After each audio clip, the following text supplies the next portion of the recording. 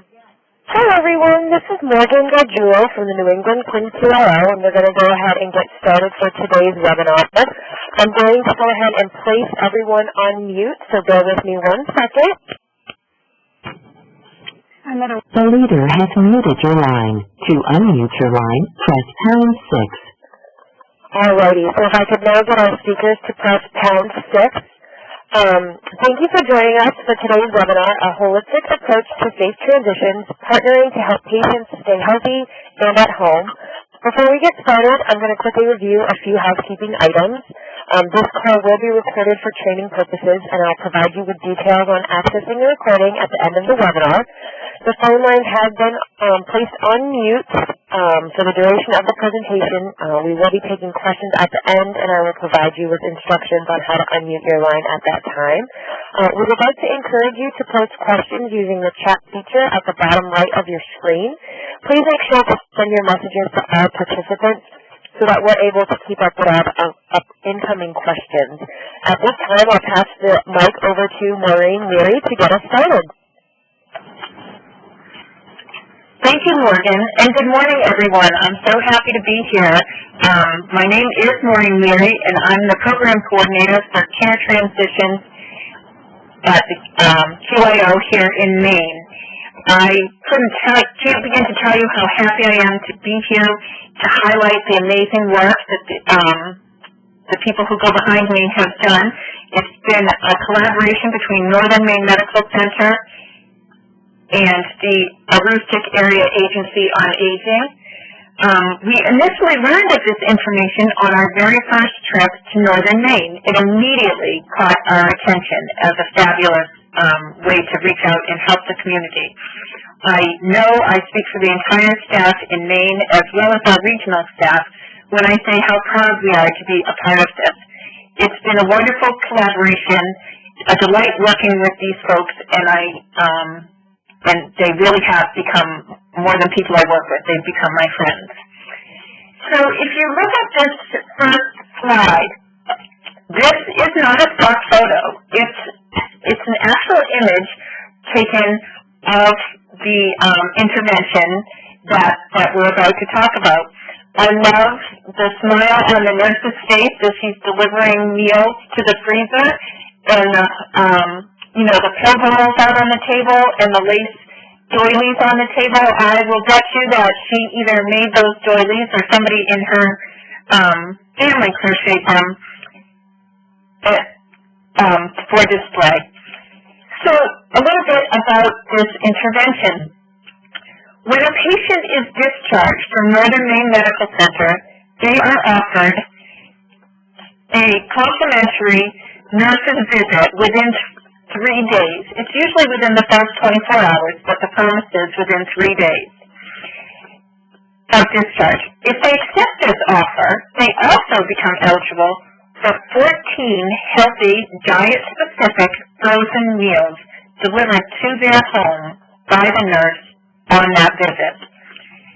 The nurse goes to the patient's home, does a clinical evaluation, vitals, wound checks, med risks, etc., and she also ensures that a follow-up visit has been made with a primary care provider or a necessary specialist, and ensures that transportation is available to actually make those appointments. And it's then that she drops off these 14 frozen meals. One of the discoveries that we have had the good fortune of realizing while analyzing this intervention is that this is an amazingly powerful opportunity for impact afforded when the nurse enters the patient's home. Not only can she do a clinical assessment, deliver food, etc., but she's granted a rare window into the reality of these patients' circumstances. I know for any of you home health people who are on the line, I know that this is a value that you have been able to see all along. So the nurse is also able to do an environmental scan. She looks around the home and sees that throw rugs are in the way and might cause a fall risk. She's able to tell if there's heat in the home and oil in the tank. She's able to see and clarify if there is, in fact, social interaction for the patient if transportation is available, and if there's food available after these 14 meals run out. So based on this visit, the Northern Maine Medical Center nurse is actually able to contact the Aroostook Area Agency on Aging for added support if necessary. So with the help of our analyst here at the QIN-QIO, Ruba Youssef, we have begun measurement strategies to identify and measure these additional interventions that we've discovered that never would have occurred were it not for this amazing initial program of a nurse's visit combined with meal delivery. So, okay, I'm sorry, next slide. That was awkward. Our sincere hope in presenting this project to you is that it will inspire you and others to replicate this sort of thing in your communities. We will review the program goals and designs, measurement strategies and results to date, recommendations for others. Please feel free to write your questions in chat. There are people monitoring it, so we'll know about the questions. Or jot the questions down on a piece of paper by your side for our question and answer session at the end. So in New England, you all know that we are very fortunate in that we are small geographically and we are able to travel relatively easily, within a day usually, to our fellow neighboring states. And I'm sure that many of you have visited Maine to visit our beaches, to eat the lobster, to go on lighthouse tours, etc. But I wonder how many of you have actually made the trek to Northern Maine, to Aroostook County, or as we affectionately call it, the county. Can you all let me know in chat if you've been there so we can get an idea of how many people have actually been to the county and are going to understand the geographical area that we're talking about. For those of you who haven't been to the county, I'll let Sue and Sharon tell you more about the rurality, the weather, and the culture, but I want you to know from a personal perspective that when I go to visit them, it is a 7-hour drive from my home to visit them, and that's when there is good weather, which I've only encountered once while making my trips. On one of the slides you're about to see, there will be a picture of a tractor-trailer truck that's off the road. This, again, is not a stock picture. This is a picture that I took while riding in the passenger seat, not driving, of a tractor-trailer truck off the road. It was just one of 3 that we saw on that one trip to Northern Maine. And do me a favor, when you see that picture type, I see it in chat, so I know you guys are here with me. My friend Lynn says silence is golden, except when you're presenting on a webinar, and I couldn't agree more. So if I know you're out there, it just helps fuel me and fuel the presenters. And I know that I have friends out there paying attention. I have found the organizations involved to be humble and creative. They're resourceful, they're tireless, and they're generous advocates for the people they serve. They, like most of you on this call, are care providers in the truest sense of the word for the people in their community. I do feel it's important that we just get some things out there and mention some things before you actually meet the people involved in the project. Despite the geographical and rural location, and despite the harsh weather, these folks here, they love living in the county. They love Northern Maine. So please don't feel sorry for them, and they'll try not to feel sorry for you all for not living there.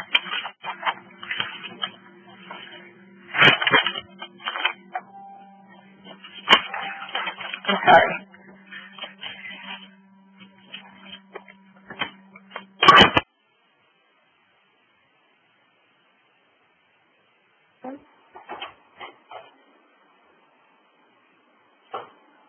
Maureen, are you there?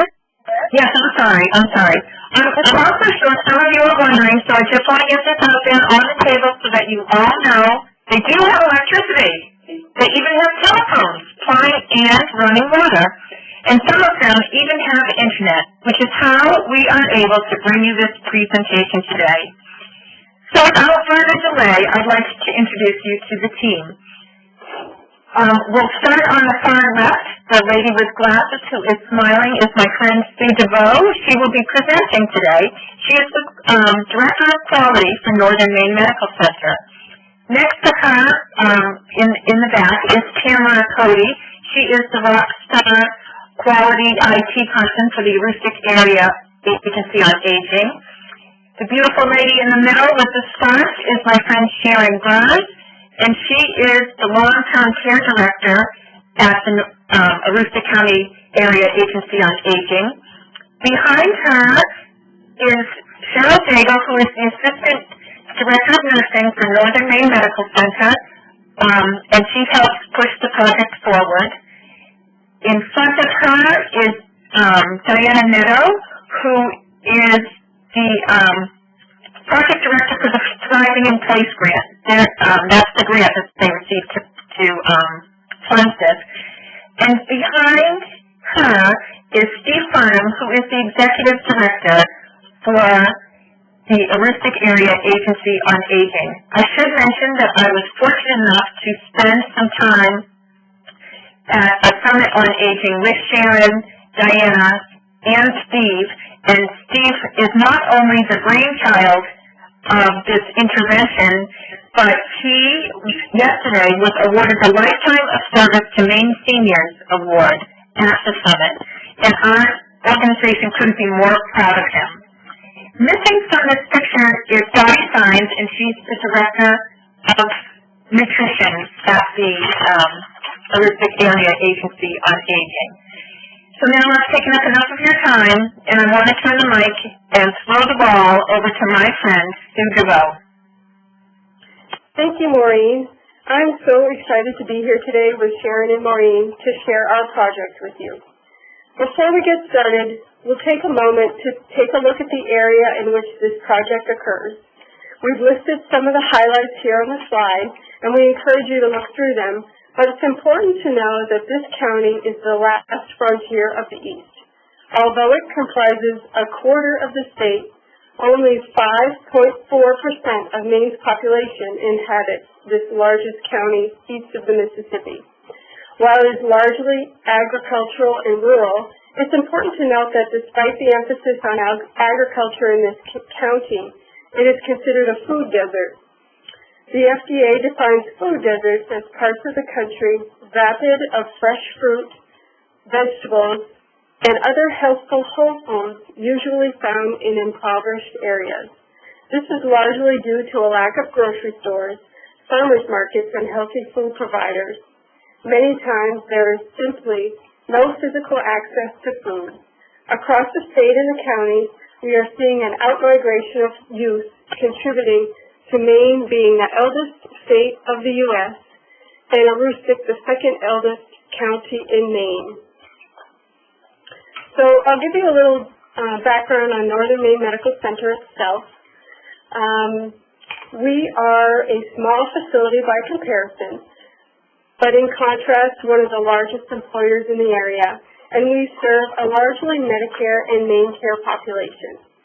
We're Joint Commission accredited with acute inpatient care for medical and mental health, long-term care, skilled care, as well as several office practices.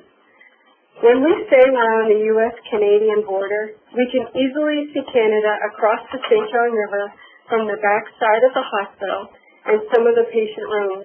It's truly a beautiful location. We're an independent facility and a not-for-profit organization. Sharon, would you like to take a moment to tell us a few things about the Aroostook Area Agency on Aging? Thank you. I'm Sharon Berz, and I want to thank everybody for this opportunity, and not just for the opportunity of sharing information about our program, but also the opportunity to provide information about the beautiful area that we live and work in. It's quite a privilege, certainly an honor, and a blessing. Aroostook County is noted as the crown of Maine, and it's the largest county in the state of Maine, yet We are the smallest of the 5 main area agencies on aging within the state. It takes 3 hours or better to travel from our most northern point to our southern boundary. Aroostook County is the 2nd economically disadvantaged county in Maine, and we serve one of the highest percentage of elders in the area per capita. Most of our population is centered within 5 communities, 2 of which are college communities. Because the agency is also known as an Aging and Disability Resource Center, people over the age of 18 may be able to access services. And many of the services that we provided are mandated by the Older Americans Act. They are core services, and a lot of times they're provided without regard to income. Staffing is certainly an issue, and that's throughout the county, especially when we speak of in-home services. This is due to our rurality, the out-migration of our young adults, the in-migration of elder retirees who left the area originally to find work, and of course, aging in a place that's occurring in all our communities. Transportation is always an issue.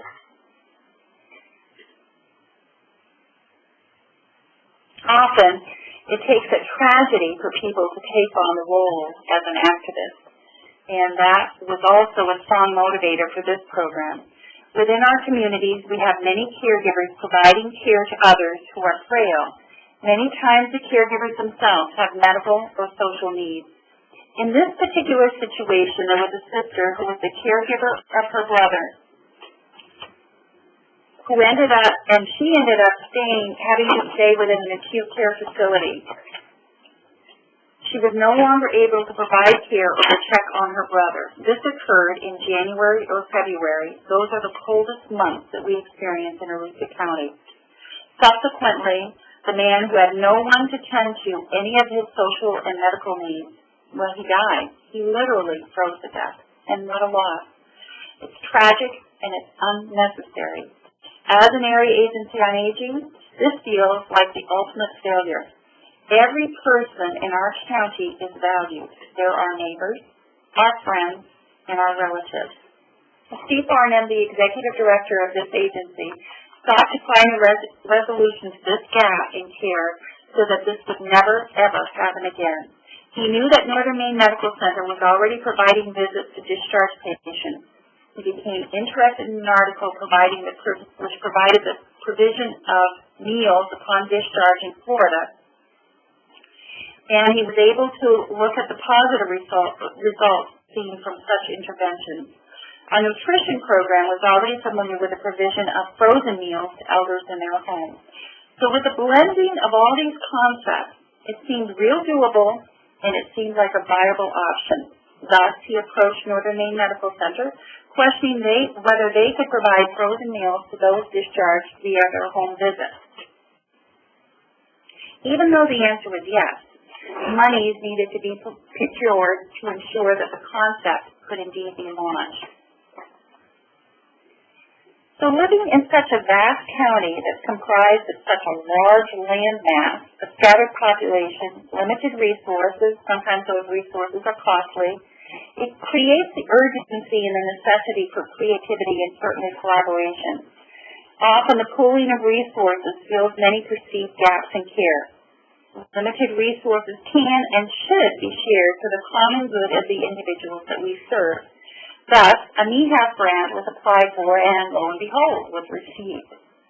An elated work group, originally this grant was really large, so we had over 20 entities being represented, and they began work on all various kinds of collaboration, this one being part of it. So this agency proposed offering a training to staff involved in the in-home visits with Northern Maine Medical Center. And this training was eagerly embraced. Thus, a joint training, the first within our history, prompted the mutual exchange of information, face-to-face contacts, and collaborations that were indeed informalized. Northern Maine Medical Center staff, primarily nurses, were introduced to new tools, new ways of looking at patients that extended beyond their nursing expertise. The Area Agency on Aging staff will introduce medical interventions such as med reconciliation and the importance of follow-ups with professionals, etc. Thus, meals were no longer a separate social intervention or a separate medical intervention, depending on who was interpreting what the meal was good for. It was a pure blending of a medical social model. Work collaboration increased between Northern Maine Medical Center and the Area Agency on Aging, in part due to those face-to-face contacts. Employees could now put a name to a face. We needed to ensure that cultural barriers and language barriers were addressed. If a patient is primarily French, then a French employee makes the visit so that visits are comfortable and nuances in languages are not missed. The Northern Maine Medical Center provides the Area Agency on Aging with a fax referral on the day of discharge. Once received, a follow-up call is made. Now, again, we're seeing that 2 calls need to be made, one within the day of discharge, a day or 2, and another after the meals are delivered. So once training occurs, then the process could be finalized. And who's going to talk about this map? Thank you, Sharon. So this next slide is a deeper look at the process. Sharon's last points were a great segue into this slide. It depicts the process that occurs for meals to get to a discharged patient's home, and we've added some pieces to this slide that demonstrate where we're currently measuring our process and where we continue to look at our opportunities to measure our outcomes. Our contact information is provided to you at the end of the presentation, so if any of you wish to receive additional information or full-page resources, we would be super happy to accommodate and share those with you. I won't go through each of the steps in detail, but in a quick recap, the meals are provided in conjunction with a courtesy home visit performed 24 to 72 hours after discharge by nursing staff from Northern Maine Medical Center. Usually we aim for the 24, and many times this is a nurse who is taking care of the patient during the course of the hospitalization. The opportunity for our staff to have that care connection in the patient's home where they're in their own environment is very special. We learn about the person inside of the patient by stepping into their world, and it's so important to maintaining that human connection to the patients that we serve to continue that empathy that we need to keep us going in the work that we do. Our staff delivers the 14 meals at the time of the visit, or they send them directly home with the patient at discharge, whichever the patient prefers. The frozen meals are stored at Northern Maine Medical Center in the kitchen. We took time to outline this process when we began working with the QIN-QIO staff in the hopes that in sharing our process, this program could be replicated in other communities. It also provided us a high-level view of the process to see where we could and or should be looking at measurements. I love this particular slide. Look at those meals. I think they're absolutely beautiful, and they look very appetizing, especially for those people that eat with their eyes. These are offered by the Berz Street Farms in Devoe, Maine, which is about 2.5 to 3 hours from our central area. These meals are designed to meet ADA requirements for elders for one daily meal. They can meet dietary requirements for those struggling with diabetes, cardiac illnesses, dysphagia, renal disease, or they can look at just straight preferences, such as vegetarian preferences. These meals are also culturally sensitive. So notice the franken beans. This is a staple throughout the French communities in the St. John Valley on Saturday evening. So, these kinds of meals are well received. These meals, the 14-day meal plan, costs about $43 to implement. And that is a small cost for a very large impact. There is no cost for those 14-day meal plan to the patient at all. The costs are absorbed by the program at this point. So discussions are in process with administrators to ensure that the program is going to be sustainable. So let's talk about some of the measures that we've been collecting and some that we've identified that we need to take a closer look at as we've moved along this project. Our measures were certainly more process-oriented in the beginning. We wanted to be sure that we were consistent at getting those meals offered and looking at what percentage of the time were they being accepted. We've evolved to become more focused on looking at outcomes, such as whether or not there is a connection between readmissions and the nutrition provision home visit program. When the nurse goes into the home, a screening process for additional interventions occurs, and additional services may be triggered. It feels good to be able to provide this type of service to our patients, but at the end of the day, what is the impact we're having? We sat around asking those questions of ourselves and began to look closer at the measurement piece. And this is truly where our friends from the QIN-QIO have been instrumental. Through their focus on care transition work, this project caught their attention, and we together, the QIO, Northern Maine, and the Aroostook Area Agency on Aging, began to connect on a regular basis to discuss our measurement of the project. The QIO has been invaluable to help us review the evidence and literature regarding the impact of malnutrition and what data could and perhaps should be collected to evaluate our program's success. So this slide tells us the story of the percentages of the patients who are discharged home who agreed to the meals. It ranges from 18% to 40% during the year 2016 thus far. We offer the home visits to all our patients discharged home. However, the meals are targeted to the Medicare population. There are several reasons why a patient may not opt for the meals, and I'll take a moment to discuss what some of these common reasons are. One of the big ones being the fierce independence and stoicism of the New Englander. Many of you are familiar with this cultural characteristic, and it is sometimes rubbing up against assistance that we try to provide.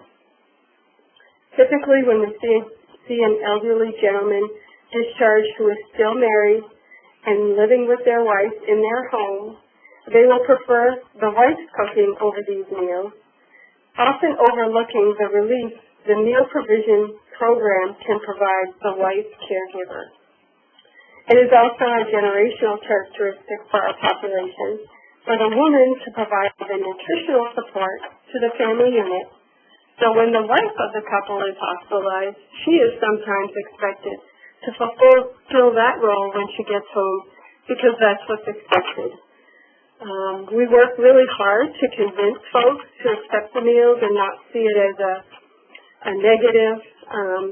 We try to offer the perspective of what is there to lose if they're in your freezer, and they're there available as your convenience. But sometimes they just have that independence, and it's difficult for them to accept the help.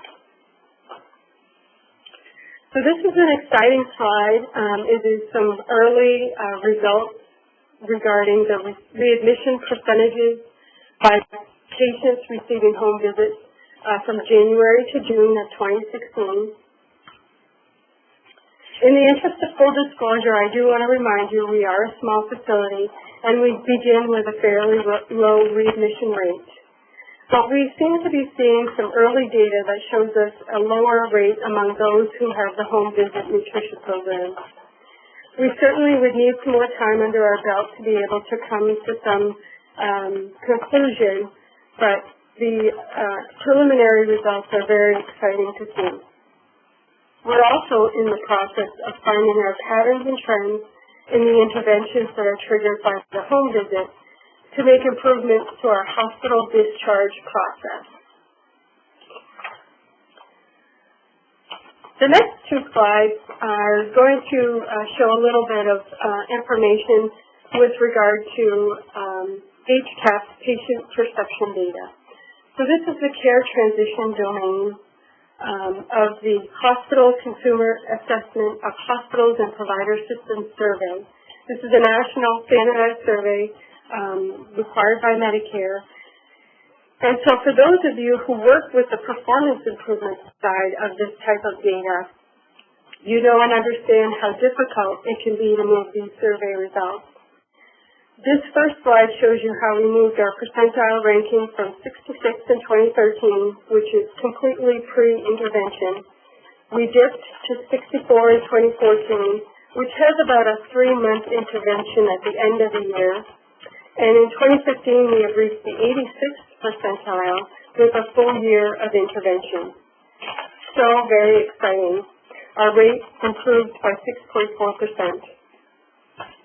This slide is a component of the care transition domain and takes a look at whether staff took preferences into account and shows how we have moved our percentile ranking from 63 in 2013, again, pre-intervention, to 71 in 2014, with a partial year of intervention the last quarter.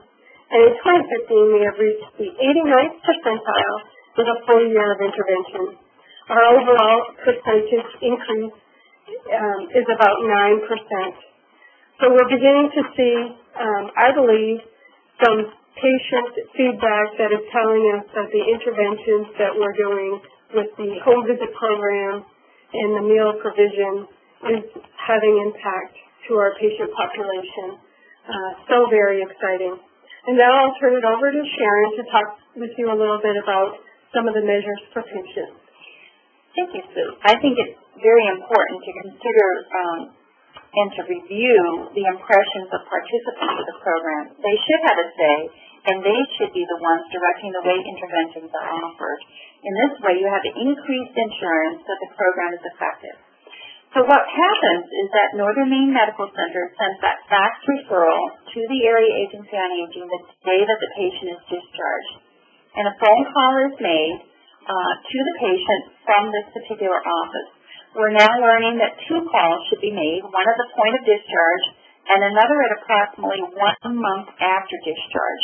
In this way, we know which services may be needed, and with the second call, we can actually check on the quality of the service rendered in their perception, as well as the well-being of the patient. So particular questions asked of that person include if they received the meal, how they liked them, were they beneficial to them or the family, if they had any follow-up appointment that was made with their health professional at the time of discharge, if they kept it, how they were able to get there. We also ask who is providing care, because we do ask, do you need help with homemaking? If they say no, who's providing the care? Sometimes they say it's themselves, they're actually doing it, or it could be a spouse, or it could be a child or a friend in the community. This is how gaps are noted, and then later as a team we can address them. We can determine it also by the telephone call if another in-home visit is needed by social services. And during the time of the in-home visit, we can link individuals to various funding streams so that they can access care that they need to remain at home safely and with good health. A CPHQ-9, which is a depression screening tool, can be completed at the time of the visit and is shared with the physician if the scores indicate that interventions are needed.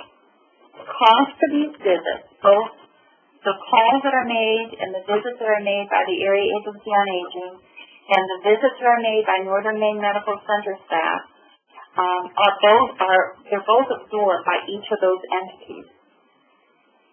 One of the nice things that happens is if we find that there's challenges in the home, either the nurses or myself, social services, calls can be made to staff of the other entity. This increases communication, certainly increases knowledge of how patients are faring in their own homes.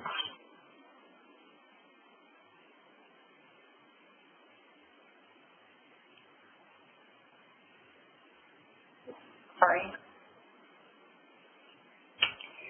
So it's certainly a challenge to be certain, and it's a challenge to be convincing of what we really know is happening.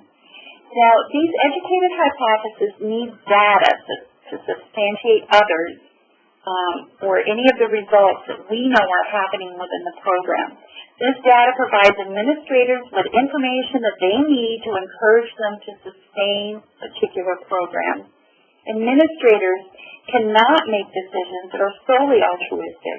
Data is required to ensure financially sound decisions. So as you look at this particular chart, you can see that the receipt of meals has increased. And to ensure that the goal of reduced readmissions is met, because that's the goal of this particular project, one must review this data with data regarding readmissions during the same time frame. Now, they do coincide, but preliminary assumptions can be made, and we can state that the provision of meals can and do impact the reduction of the number of readmissions. So please note that little smaller chart with not applicable on it. Those NAs are easily explained. So some individuals have not yet received a meal at the time of the call. And some individuals have refused meals. They all show up as NAs. Those who did not receive a meal could not indicate satisfaction with the meal. They haven't been rendered. And so they also show up as NAs. Some individuals did not want additional meals. And some individuals, though they had follow-up appointments with some health professional, either a specialist or primary care, the appointments had been made after the phone call, the follow-up call was made. Thus, for some of these reasons, through calls should be made. I think what we'd like to do is talk a little bit about some of the triumphs. I think there's been a lot in this. In the short time that we've had this program, we've seen a lot of successes. And one of the things that the Area Agency on Aging has seen is there's new individuals that are coming into the agency. And it's not just younger people, because we see younger people coming through this particular program because they are Medicare recipients. But we're seeing older people, they could be in their 80s or early 90s, and they haven't had contact with our agency in the past. The other thing that we see that's an advantage is the information sharing. So Northern Maine Medical Center now has a much better pool of resources that they can draw from based on the knowledge that they've received from particular programs that the agency offers. So we've begun to see signs of success and have become more aware of the data opportunities. We see patients who are triggering for additional services in their home, which allow them to thrive in place. And we see nutritional components the nutritional component of the meal visit program leading to Meals on Wheels programs. And we're also beginning to see some improved patient satisfaction. We're also seeing, of course, improved communication. We're getting to know patients better. The nursing staff get to know some of the social needs. We're learning some of the medical needs that they have. This is absolutely wonderful. Again, that informal relationships that have been developed among people working at the grassroots level has certainly increased.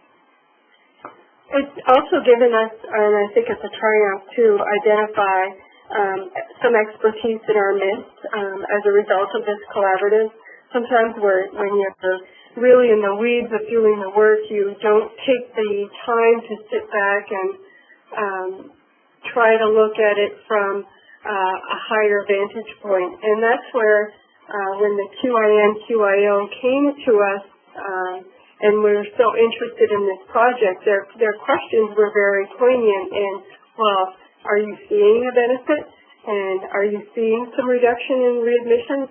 You know, just asking those questions of us. We were so busy in the throes of developing the process and developing the collaboration and learning from each other that we almost didn't see the forest for the trees there. So using their expertise has been very helpful, and their data analytics, data collection assisted has been very helpful. We plan to continue this work over the next several months.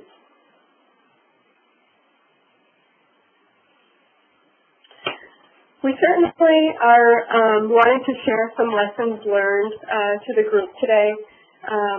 We continue to evaluate whether this work really correlates to a reduction in readmissions. And again, we're seeing some early promising results to that.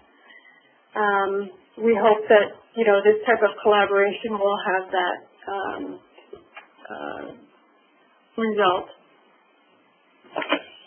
One of the interesting things is being able to look at data regarding particular patients before they have the admission and then after they have the discharge. And we're still learning. The program in terms of data collection has been going on for about a year, right, Sue? Mm-hmm. And so we're able to see whether people have readmissions, if they've used the program, this particular intervention more than once. Were they receiving meals prior to admission? Were they receiving or accepting meals after discharge, after that 14-day meal plan has been provided?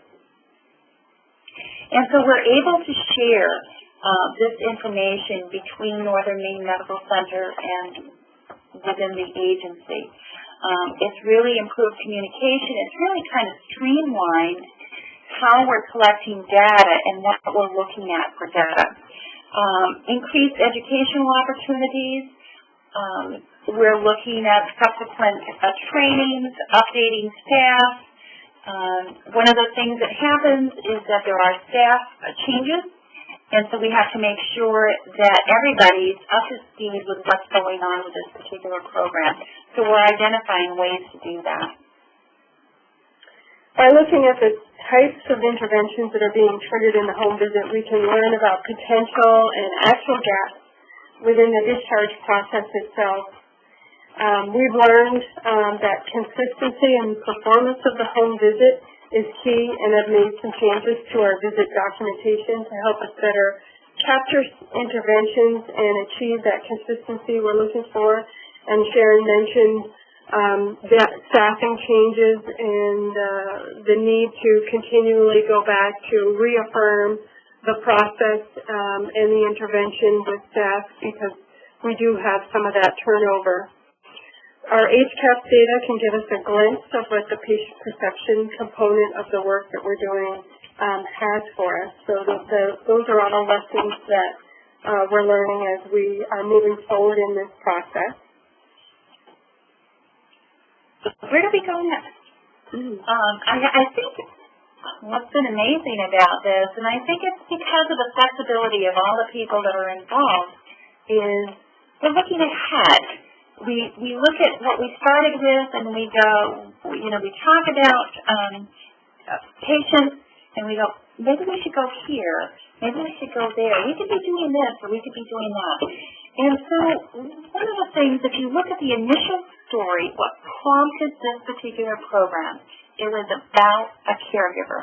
And it's imperative to identify the needs of some of the caregivers. So a meal could be rendered, and what I'm hearing when I make that follow-up phone call is it was really helpful to me because I don't have to make a meal. And that's really important. So we need to look at identifying the needs of caregivers. We've had other entities that have kind of raised their hand and said, we'd like to be involved. So there's different programs. There's a research class that's being offered at the university. There's some social work classes there. And so all of these pieces can be added in. Again, it's about looking at the resources that are available in the community and saying, well, how can they all be used to affect change that's needed for particular concerns? And most of our collaborative work has been through audio conferencing with some face-to-face meetings scattered in there as well.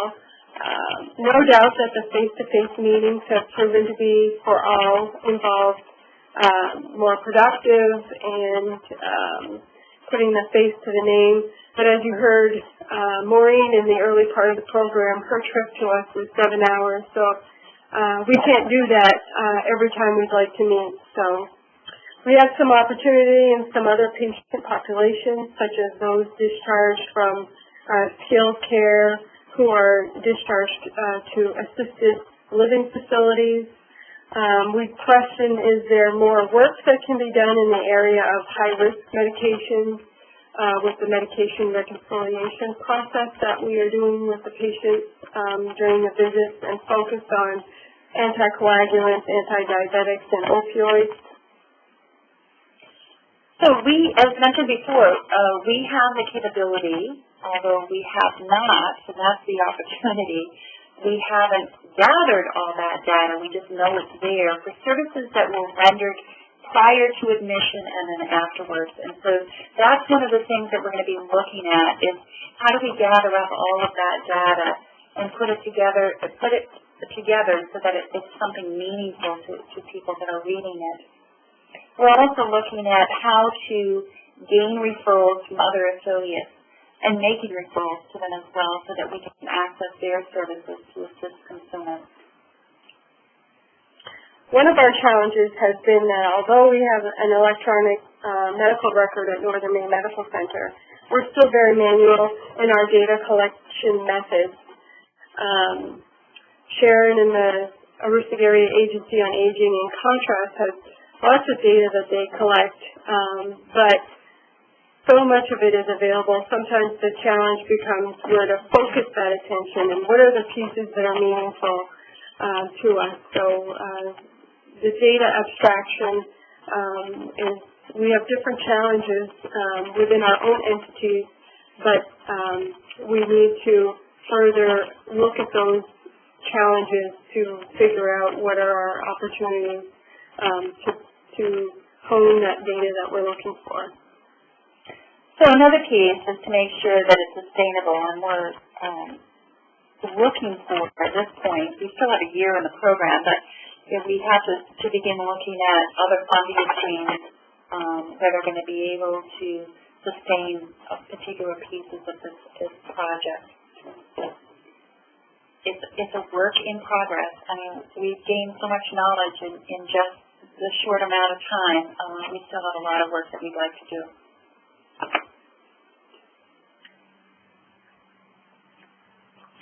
So here we are at our questions and open discussion. I hope that you're as excited about this project as we have been to share it with you. And I hope it's gotten your own wheels spinning about how to help vulnerable populations in your own areas. Please use this time to ask questions of our presenters or to share insight. They have been very excited to share this with you, and they really look forward to your question and discussion. I'm going to throw it back to Morgan, who will help open the lines. Hi, everyone. If you have a question, if you would press #6 on your phone to unmute your line, and then if you've also manually muted your phone, don't forget to unmute that. Again, it's #6. And Maureen, while we wait for folks to get their lines unmuted, did you want to go ahead and address some of the questions in chat? Absolutely. So, Maureen, yes? It's Lynn, and I've got a few of them that I captured. So, Sue, Elizabeth Gladden wanted to know what your readmission rate was prior to implementing this program.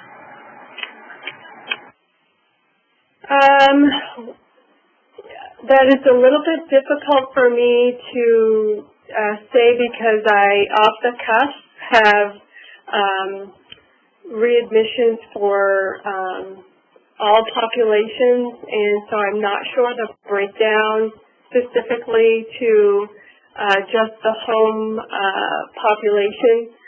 So I can't speak to that, but I will tell you that Northern Maine Medical Center this past year in 2015 was not penalized for the readmission rate, so it is a fairly low rate.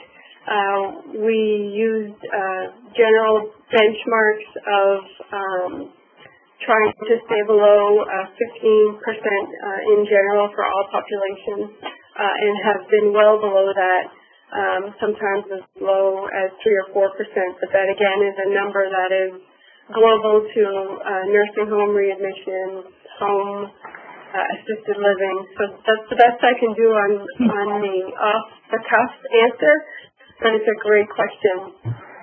That's great. We've got several more for you in queue. And again, for those of you who have a question you'd like, you can just press #6 to open your line. But one of the questions comes from Jennifer Albert, and she was interested in what the provider, and by provider, MD or mid-level clinician involvement has been in this program.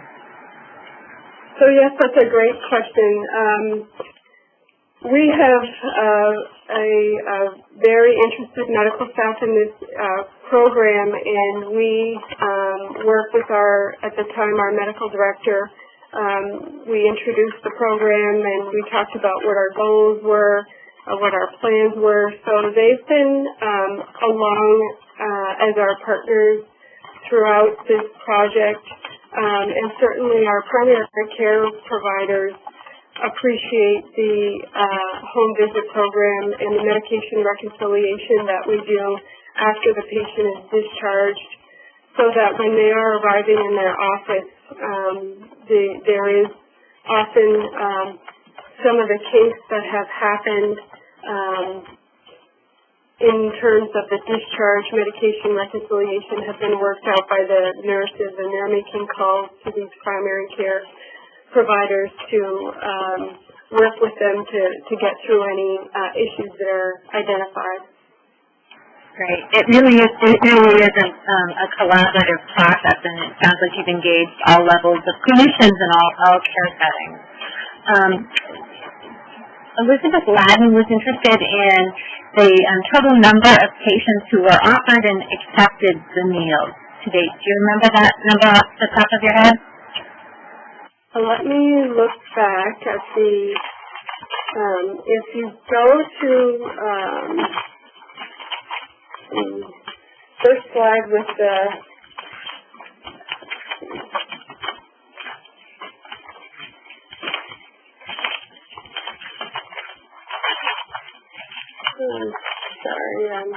So I have found the program documents you can look through on the actual slide.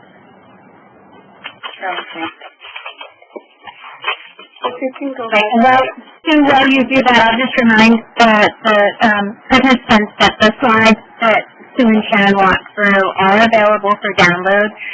There was a lot of data and a lot of information about the details of the process that may have been harder to see on this presentation, but you can download the slides and review them at your leisure.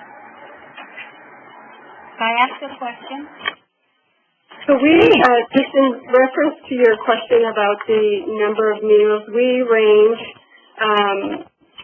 for between 14 to I've seen as high as 24 patients in a month that will accept the meals, and they get 14 meals each.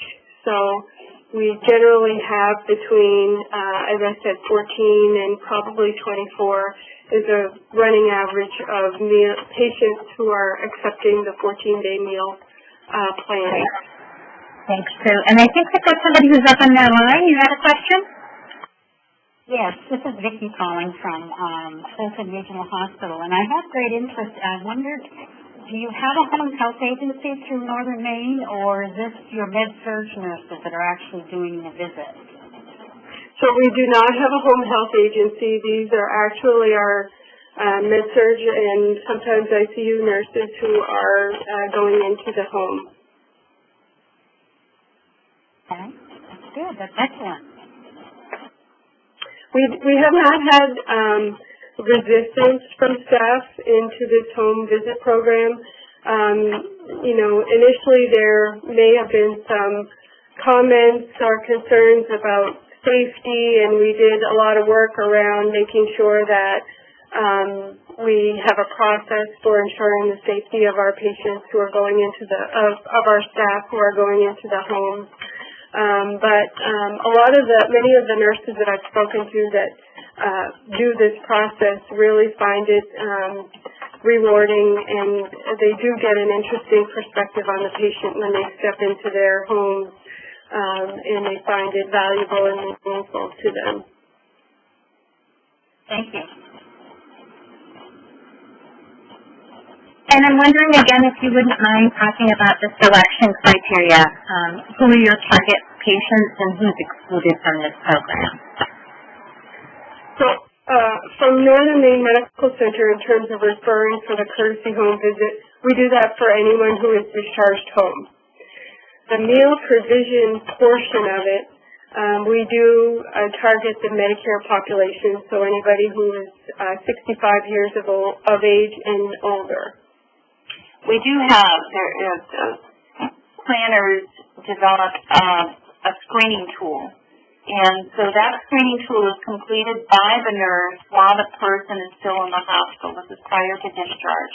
And they look at things like diagnoses. So individuals that come in or leave with a diagnosis of some type of pulmonary disorder, so it could be COPD or whatnot, a cardiac illness, more than 8 medications, I believe. They have to be as well able and willing, number one, willing to be on the program, okay? And then they have to be able, we try to exclude people that would have severe mental illness that would preclude any kind of intervention. But we can share that tool with people. Right, that would be fantastic. And we are running out of time, but I think we probably have a chance to answer one more question and wanted to see again if anybody wanted to weigh in on the phone line by pressing pound 6.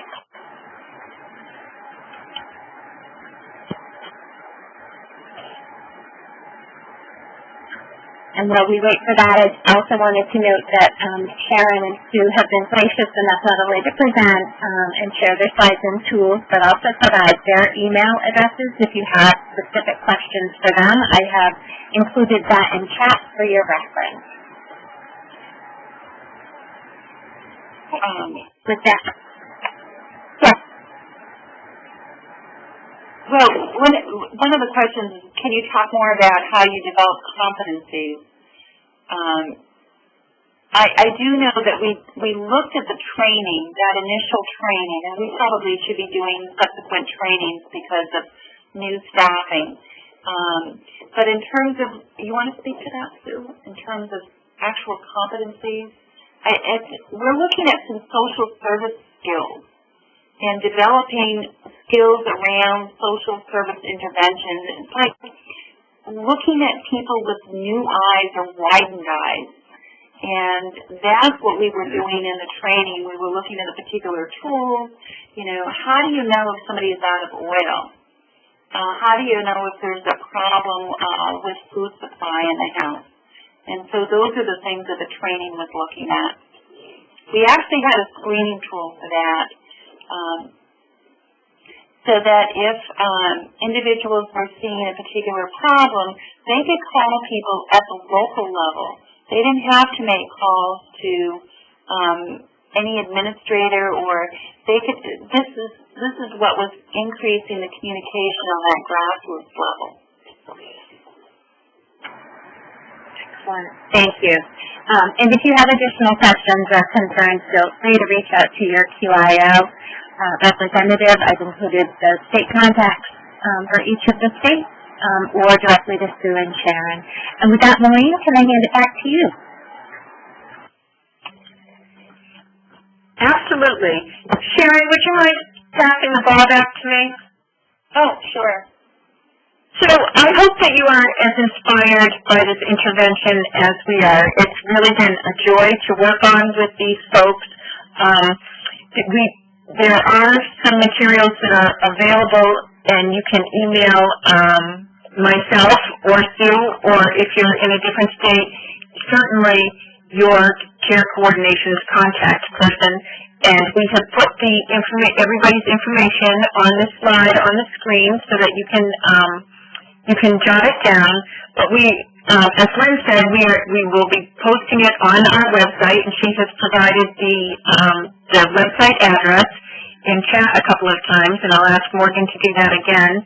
And I want to thank you, and please reach out to us with questions. This is a labor of love, and we really do love to talk about it. With that, I'm going to just pass it back to Morgan, and thanks again for all of your participation. And great job with spotting the truck. Thanks, Maureen. Thank you, everyone, for hanging on with us. It is right at 12. As you close out of this webinar, the evaluation will automatically pop up on your computer. If you could please fill that out, we'd greatly appreciate it. If you don't have time to fill out the evaluation now or are currently sharing a computer with someone else, you will receive an email tomorrow with the link to the evaluation, as well as the link to the event page on our website where you can find the PowerPoint now and then the recording and transcript within a few days. In that email, we'll also try to get some of the tools out that were discussed today. Be on the lookout for emails about our next webinar. And again, thank you for attending and have a great day.